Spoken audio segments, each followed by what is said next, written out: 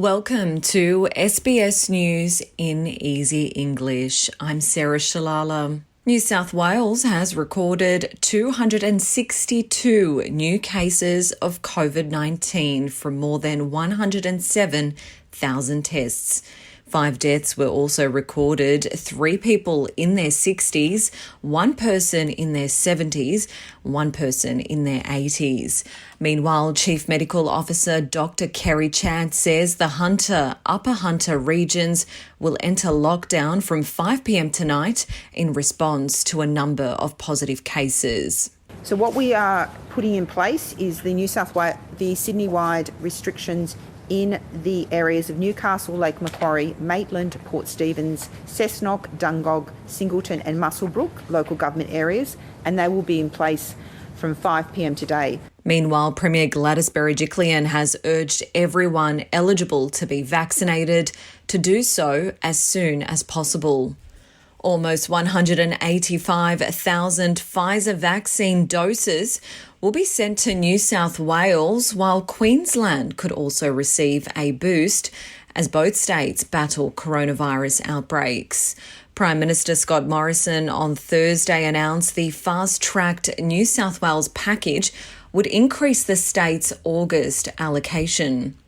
The vast majority of the 183,690 doses will be sent to the epicentre of Sydney's outbreak in the southwestern suburbs.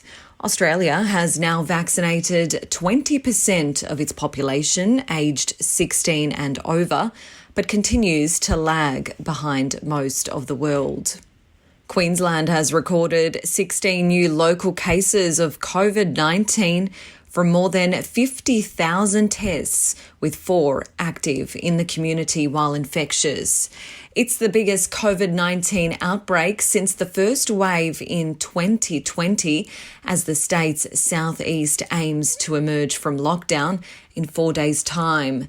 Authorities are pleading with Queenslanders from the Gold Coast to Noosa to only go out for essential items and even consider limiting online shopping.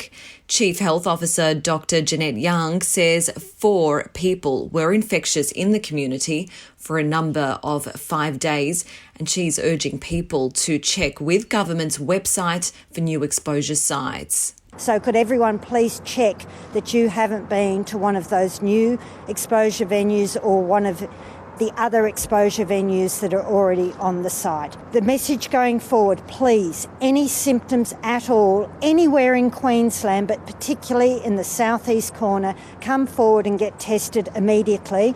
United States President Joe Biden says the US will give nearly $100 million in additional humanitarian aid to Lebanon.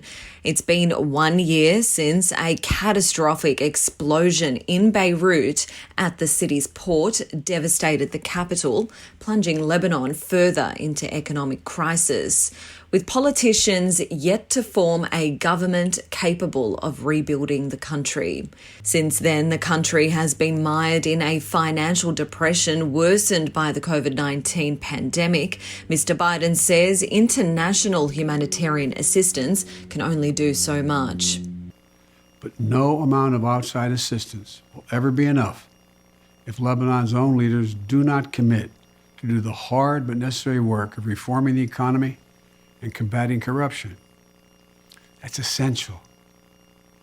And it has to start now. More than $1 billion worth of measures aimed at reducing Indigenous disadvantage have been announced by the federal government as part of its Closing the Gap strategy.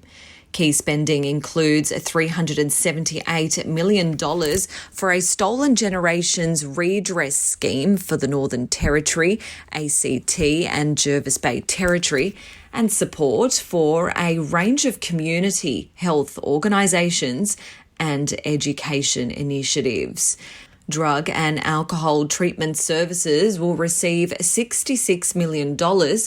Prime Minister Scott Morrison says the funding is about making sure Indigenous Australians have the same opportunities as all Australians. Mr. Speaker, on occasions like this, we quite rightly focus on the gaps that we need to fill.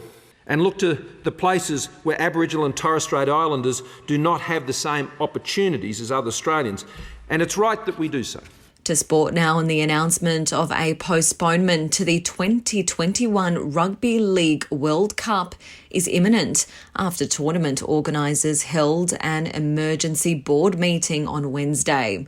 The decision to postpone the Cup to 2022 is expected to affect the men's, women's and wheelchair competitions, all of which were due to be held simultaneously in England this October and November. Organisers have been forced to admit defeat in their attempts to stage the World Cup as planned, following the decision of Australia and New Zealand to withdraw. I'm Sarah Shalala. This is SBS News in Easy English.